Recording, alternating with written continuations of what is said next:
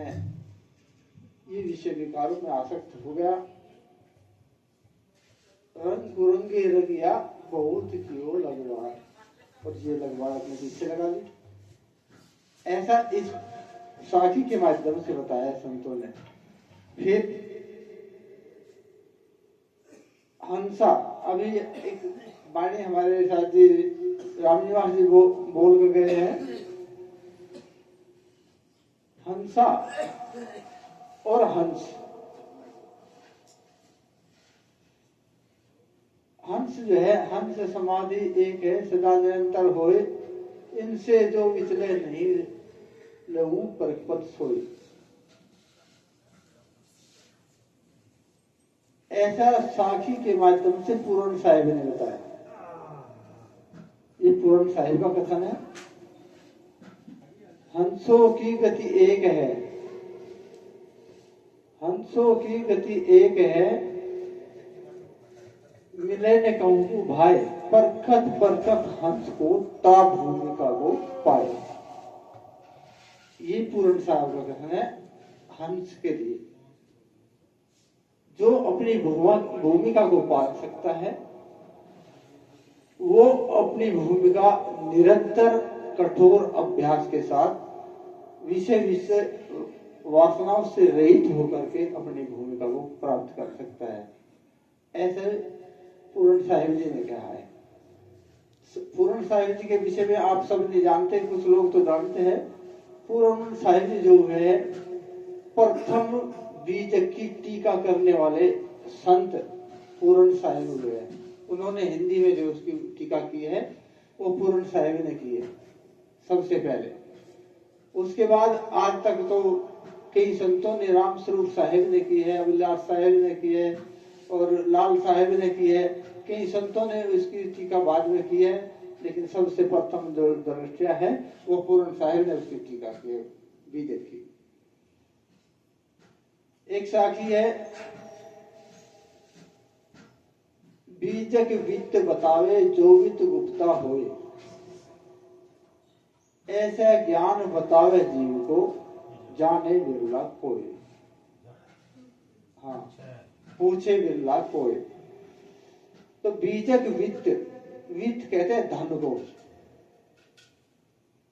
बीजक वित्त बतावे जो वित्त गुप्ता होए, ऐसा धन जो मनुष्य के पास है लेकिन वो उससे अनभिज्ञ है, अनजान है।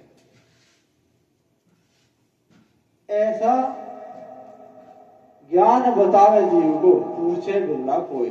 उस ज्ञान को कोई बिरला ही पूछ सकता है, सब नहीं। बीजक, बीजक कहते किसे हैं? बीजक कहते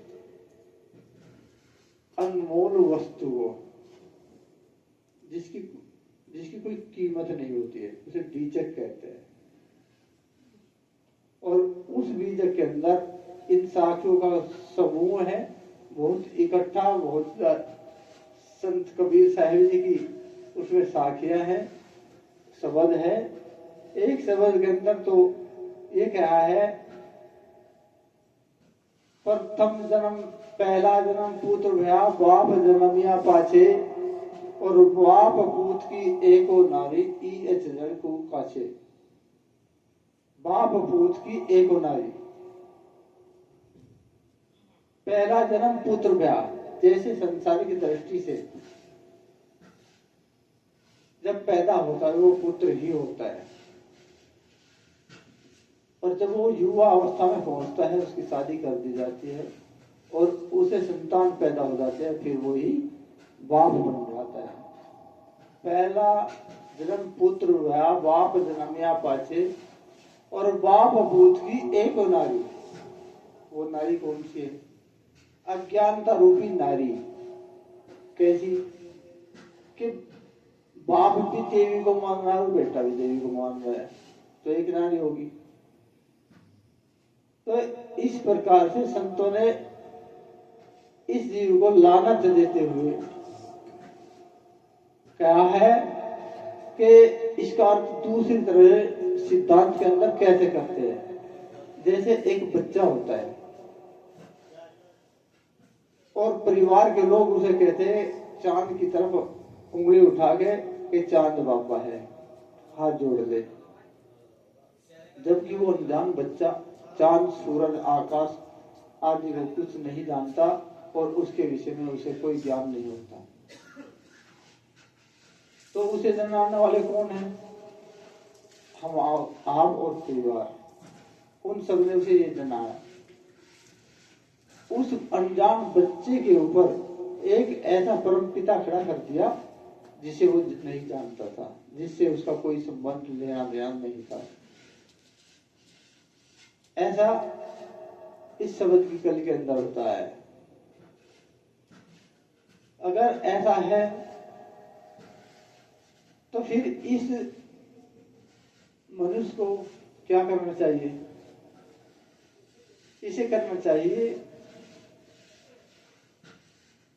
ये शुद्ध आत्मा विषय विकार रहित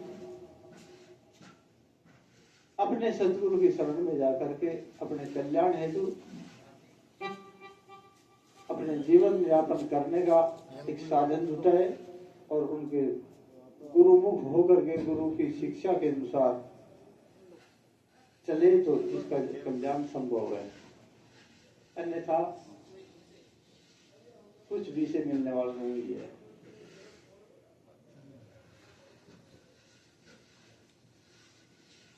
तो मैं तो ये अपनी वाणी के साथ विराम देता हूँ। बोलो साधो सत साहेब और महाराज जी को, महाराज जी आ जाओ।